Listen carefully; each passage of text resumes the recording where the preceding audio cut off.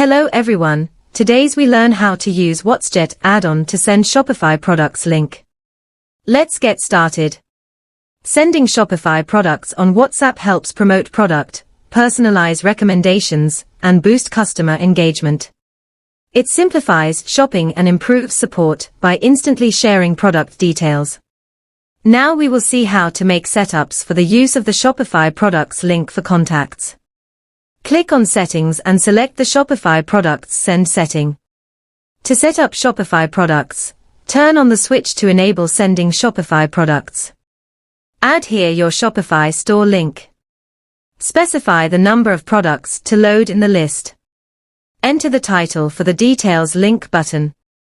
Now click on Save button to save Shopify Products Send setup. Open the WhatsApp chat and find the Links and Buttons section in the sidebar. Click on the Send Shopify Product button. Select the Shopify product from product list and click on Send button. Your Shopify products link will be sent to the contact. Thanks for watching. Don't forget to subscribe the button and turn on the notification bell. See you soon.